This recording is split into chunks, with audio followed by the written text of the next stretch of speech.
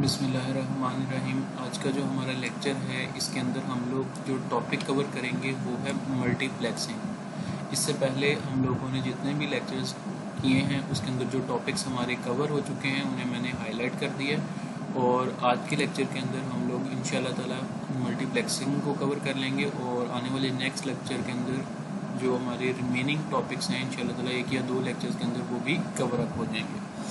तो मल्टीप्लेक्सिंग ऐसी टेक्निक को कहते हैं जिसके अंदर हम लोग एक से ज़्यादा सिग्नल्स को एक ही ट्रांसमिशन लाइन को इस्तेमाल करते हुए ट्रांसमिट करते हैं। मैं दोबारा से कहता हूँ, it is the set of techniques that allows the simultaneous transmission of multiple signals across a single data link. ये एक ऐसी टेक्निक है जिसके अंदर हम एक ही वक्त के अंदर मल्टीपल सिग्नल्स को एक ही डाटा लिंक को इस्तेमाल करते हुए ट्रांसमिट करते हैं। मैं आपको इसकी डायग्राम दिखाता हूँ, उससे ये आप डेफिनेशन काफ़ी हद तक क्लियर हो जाएगी। ये मेरे पास मल्टीपल सिग्नल्स हैं और ये मेरे पास एक मल्टीप्लेक्सर है, जबकि ये मेरे पास एक ही वायर मौजूद है।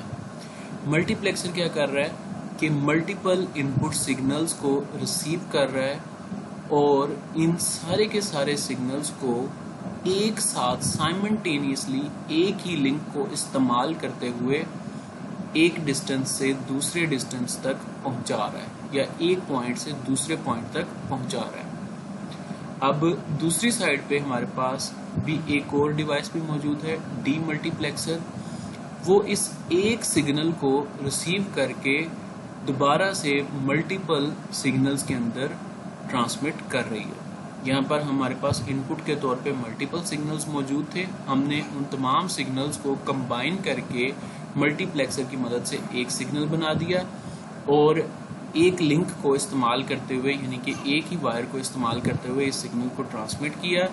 ये सिग्नल जो है पॉइंट बी के ऊपर रिसीव किया और डी मल्टीप्लेक्सर की मदद से इस एक सिग्नल को वापस जो है इस मल्टीपल सिग्नल्स के अंदर हमने डिवाइड कर दिया। इस अमल को या इस प्रोसेस को हम लोग मल्टीप्लेक्सिंग कहते हैं। It is the set of technique that allows the simultaneous transmission of multiple signals across a single data link. आप यानी एक सिंगल लिंक को इस्तेमाल करते हुए मल्टीपल सिग्नल्स को ट्रांसमिट कर सकते हैं। Multiplexing is done using a device called multiplexer that combine n input। अच्छा जी, मल्टीप्लेक्सिंग जो है वो मल्टीप्लेक्सर की मदद से की जाती है जो कि n सिग्नल्स को इनपुट के तौर पे रिसीव करता है और एक सिंगल आउटपुट जो है वो जनरेट करता है। इसी तरह दूसरी साइड पे हमारे पास एक और डिवाइस मौजूद होती है, दूसरी साइड यानी रिसीविंग साइड के ऊपर, जिसे हम डी मल्टीप्लेक्सर कहते हैं। ये उस एक सिग्नल को रिसीव करती है एज अ इनपुट और उसे मल्टीपल जो है सिग्नल्स के अंदर डिवाइड कर देती है एज अ आउटपुट। अब उम्मीद है कि आपको मल्टीप्लेक्सिंग जो है वो समझ आ गई होगी कि मल्टीप्लेक्सिंग एक्चुअल में क्या है। मल्टीप्लेक्सिंग की हमारे पास मुख्तलिफ टाइप्स हैं। सबसे पहले हमारे पास फ्रीक्वेंसी डिवीजन मल्टीप्लेक्सिंग है जो कि एनालॉग है। इसी तरह हमारे पास वेवलेंथ डिवीजन मल्टीप्लेक्सिंग है। फिर हमारे पास टाइम डिवीजन मल्टीप्लेक्सिंग है और आगे हमारे पास इसकी फर्दर 2 टाइप्स हैं, सिंक्रोनस टाइम डिवीजन मल्टीप्लेक्सिंग और एसिंक्रोनस टाइम डिवीजन मल्टीप्लेक्सिंग। तो हम लोग तरतीब से इन सभी टाइप्स को देखते हैं।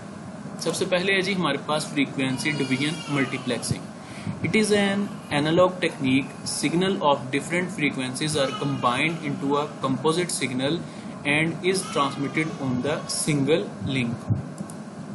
आप मुख्तलिफ जोन से कहते हैं इनपुट्स रिसीव करते हैं मुख्तलिफ चैनल्स से। आप देख सकते हैं कि यहाँ पर मेरे पास 3 टेलीफोन्स मौजूद थे। उन तीनों टेलीफोन से मैंने 3 डिफरेंट सिग्नल्स जो हैं 3 डिफरेंट फ्रीक्वेंसी के सिग्नल्स रिसीव किए। एक मेरे पास F1 है, एक F2 है, एक F3 है। मल्टीप्लेक्सर इन तीनों से सिग्नल को एज अ इनपुट रिसीव कर रहा है और इन तीनों सिग्नल्स को कंबाइन करके एक सिग्नल बना रहा है और इस एक सिग्नल को उस एक लिंक के ऊपर ट्रांसमिट कर रहा है, यानी कि उस एक वायर के ऊपर या एक पाथ के ऊपर ट्रांसमिट कर रहा है। इसी तरह रिसीविंग साइड के ऊपर मेरे पास एक डीमल्टीप्लेक्सर मौजूद है, वो उस एक सिग्नल को रिसीव कर रहा है और उस एक सिग्नल को रिसीव करने के बाद एज अ इनपुट एक आउटपुट जनरेट कर रहा है। वो आउटपुट जो है वो उन 3 ओरिजिनल सिग्नल्स के ऊपर या 3 ओरिजिनल फ्रीक्वेंसीज के ऊपर मुश्तमिल है, जो कि हमने एक ही लिंक को या एक ही वायर को इस्तेमाल करते हुए साइमल्टेनियसली एक साथ ट्रांसमिट कर दी। यानी बजाय इसके कि हम 3 डिफरेंट वायर्स या 3 डिफरेंट चैनल्स या 3 डिफरेंट पाथ इस्तेमाल करते, उसकी बजाय हमने एक ही तार के जरिए 3 के 3 टेलीफोन्स के सिग्नल्स को एक साथ जो है पॉइंट ए से पॉइंट बी तक पहुंचा दिया। इसे हम कहते हैं फ्रीक्वेंसी डिवीजन मल्टीप्लेक्सिंग। इसकी डिटेल जो है वो आप लोग खुद से रीड करेंगे। नेक्स्ट है जी हमारे पास wavelength division multiplexing. Wavelength division is an analog multiplexing technique. अब ये जो है हम लोग फ्रीक्वेंसी डिवीजन मल्टीप्लेक्सिंग जो हमने पहले देखी है, इसके अंदर भी हम लोग एनालॉग टेक्निक इस्तेमाल करते थे, जबकि वेवलेंथ जो है वहां पर इम्प्लीमेंट की जाती है जहां पर हमारे पास सिग्नल जो है वो लाइट की सूरत में होता है। और हमारे पास सिग्नल जो है कहां पर लाइट की सूरत में होता है, जहां पर हम ऑप्टिकल फाइबर इस्तेमाल करते हैं। अब आप देख सकते हैं कि वेव डिवीजन मल्टीप्लेक्सिंग के अंदर भी हम मल्टीपल सिग्नल्स जो हैं वो रिसीव कर रहे हैं। ये हमारे पास मुख्तलिफ सिग्नल्स हैं और हर सिग्नल की वेवलेंथ है। एक की वेवलेंथ जो है ये हमारे पास लैम्डा 1 की सूरत में है, लैम्डा 2, लैम्डा 3।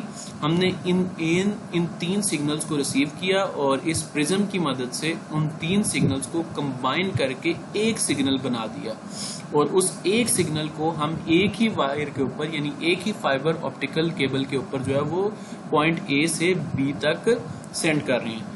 इसी तरह हमारे पास पॉइंट बी के ऊपर एक डीमल्टीप्लेक्सर मौजूद है, जहां पर एक प्रिज्म जो है उस सिग्नल को वापस 3 जो है डिफरेंट वेवलेंथ के सिग्नल्स के अंदर डिवाइड कर रहा है या तकसीम कर रहा है। इस सॉर्ट ऑफ मल्टीप्लेक्सिंग को हम लोग वेव डिवीजन मल्टीप्लेक्सिंग कहते हैं। नेक्स्ट है जी हमारे पास time division multiplexing. Time division multiplexing is a digital multiplexing technique. ये हमारे पास एक डिजिटल मल्टीप्लेक्सिंग टेक्निक है और टाइम डिवीजन की हमारे पास 2 फर्दर जो आगे टाइप्स मौजूद हैं। उसमें एक है टाइप हमारे पास सिंक्रोनस टाइम डिवीजन मल्टीप्लेक्सिंग और दूसरी है हमारे पास एसिंक्रोनस टाइम डिवीजन मल्टीप्लेक्सिंग। अब सिंक्रोनस टाइम डिवीजन मल्टीप्लेक्सिंग किस तरह से काम करती है? सिंक्रोनस टाइम डिवीजन मल्टीप्लेक्सिंग को एक्सप्लेन करने के लिए मैं यहाँ पर आपको एक डायग्राम जो है वो दिखाता हूँ, उसके बाद ये थ्योरी जो है वो रीड आउट करता हूँ। ये है जी मेरे पास 5 जो सा कहते हैं कंप्यूटर्स मौजूद हैं और ये 5 के 5 कंप्यूटर्स जो हैं वो सिग्नल सेंड कर रहे हैं, ठीक है, या डाटा भेज रहे हैं। मैं क्या करता हूं कि मैं अपनी वायर के ऊपर जो डाटा भेजना है उसके फ्रेम के अंदर इन 5 के 5 कंप्यूटर्स की स्लॉट्स बना देता हूं। यानी कि जो भी डाटा भेजा जाएगा, जो भी फ्रेम भेजा जाएगा, उस फ्रेम के 5 हिस्से होंगे। हर हिस्सा जो है वो किसी एक कंप्यूटर का डाटा जो है वो पॉइंट ए से पॉइंट बी तक लेके जाएगा। हर एक का हिस्सा जो है या हर एक की स्लॉट जो है वो फिक्स है। यानी इस कंप्यूटर ने अगर कोई डाटा भेजना है तो वो इस स्लॉट के अंदर आएगा, रेड कंप्यूटर ने अगर कोई डाटा भेजना है तो वो इस स्लॉट के अंदर आएगा, येलो का डाटा येलो वाली स्लॉट के अंदर, ग्रीन का डाटा ग्रीन वाली स्लॉट के अंदर और ब्लैक का डाटा ब्लैक वाली स्लॉट के अंदर। अब मल्टीप्लेक्सर क्या कर रहा है, इन सब के सिग्नल्स को या इन सब के डाटा को कंबाइन करके एक ही फ्रेम के थ्रू या एक ही डाटा लिंक के थ्रू जो है वो पॉइंट ए से पॉइंट बी तक भेज रहा है, ठीक है। इसी तरह हमारे पास ये डाटा जो है वो पॉइंट ए से पॉइंट बी तक जा रहा है।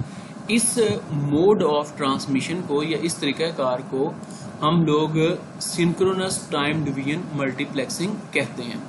लेकिन सिंक्रोनस टाइम डिवीजन मल्टीप्लेक्सिंग के अंदर एक प्रॉब्लम आती है जिसे हम कहते हैं इंटरलीविंग प्रॉब्लम, ठीक है, या फिर इंटरलीविंग प्रॉब्लम को आप लोग डायग्राम की मदद से देखें, ये आपको जरा ज्यादा बेहतर अंदाज में समझ आएगी। अब मेरे पास ये एक दोबारा से टाइम डिवीजन मल्टीप्लेक्सिंग है और सिंक्रोनस मेथड ही इम्प्लीमेंट किया गया है, ठीक है। यहाँ पर आप देख सकते हैं कि 4 कंप्यूटर्स हैं। हमने जो फ्रेम है उसे 4 हिस्सों के अंदर डिवाइड कर दिया। पहला वाला स्लॉट जो है वो ए के लिए मौजूद, दूसरा वाला स्लॉट बी के लिए, तीसरा वाला सी के लिए, इसी तरह चौथा वाला डी के लिए मौजूद है। हर कंप्यूटर जो है वो अपना डाटा जो है अपनी स्लॉट के अंदर रख रहा है, जहां पर फ्रेम में उसके लिए जगह फिक्स कर दी गई है उसी जगह के अंदर उसने अपना डाटा रखना है। अगर तो डाटा उसके पास मौजूद है तब वो स्लॉट के फ्रेम के अंदर मौजूद स्लॉट में अपना डाटा रख देगा। अगर उसका डाटा नहीं मौजूद तो उसकी स्लॉट जो है वो खाली जाएगी। ठीक है, दोबारा से सुन लें। अगर तो डाटा उसके पास मौजूद है तो वो अब फ्रेम के अंदर मौजूद अपनी फिक्स जगह पे डाटा को रख देगा। अगर डाटा मौजूद नहीं है तो फ्रेम का वो वाला हिस्सा जो है वो खाली जो है पॉइंट ए से पॉइंट बी तक पहुंचेगा। अब अगर इस तरह से हम करने लग जाएं तो काफी ज्यादा बैंडविड्थ जो है वो हम लोग जाया कर रहे हैं। किस तरह से जाया कर रहे हैं, आप ये लास्ट वाले फ्रेम को देखें।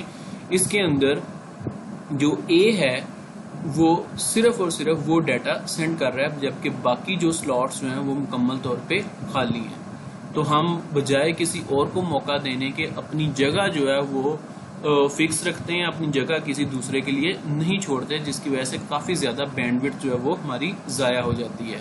इसी तरह आप रिसीविंग साइड के ऊपर देख सकते हैं कि डाटा जो है वो रिसीव किया जा रहा है, जबकि फ्रेम में से अक्सर स्लॉट्स जो हैं वो खाली जा रही हैं।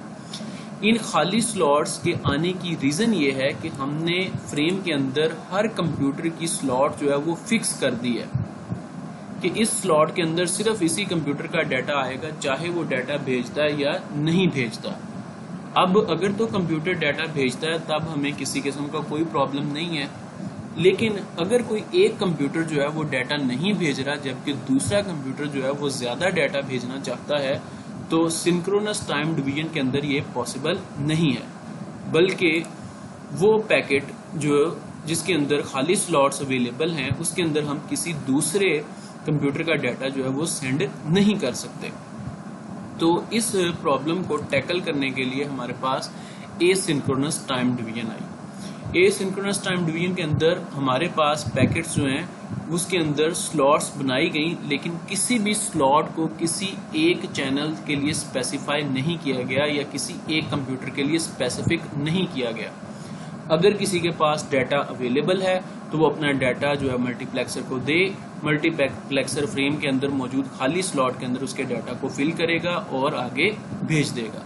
अगर किसी के पास डाटा अवेलेबल नहीं है, जिस तरह आप देख सकते हैं यहाँ पे PC2 के पास किसी किस्म का कोई डाटा अवेलेबल नहीं है, तो वो खाली स्लॉट जो है उसकी खाली स्लॉट के तौर पे नहीं जाएगी, बल्कि किसी ऐसे कंप्यूटर का डाटा भेज दिया जाएगा जिसके पास डाटा अवेलेबल है। आप देख सकते हैं कि इस वाले फ्रेम के अंदर हमारे पास जो है ए जो है PC1 जो है उसका डाटा जो है वो ज्यादा जा रहा है, जबकि यहाँ पर आप देख सकते हैं कि यहाँ पर जिस कंप्यूटर का डाटा अवेलेबल नहीं है हम उसकी स्लॉट जो है वो खाली भेज रहे हैं, जबकि एक सिंक्रोनस टाइम डिवीजन के अंदर जो है उसकी स्लॉट जो है खाली नहीं जाती, बल्कि उसी स्लॉट के ऊपर किसी दूसरे कंप्यूटर का डाटा भेज दिया जाता है। इसको हम एसिंक्रोनस मोड ऑफ ट्रांसमिशन कहते हैं। इस एसिंक्रोनस मोड ऑफ ट्रांसमिशन को इम्प्लीमेंट करके हम लोग जो बैंडविड्थ का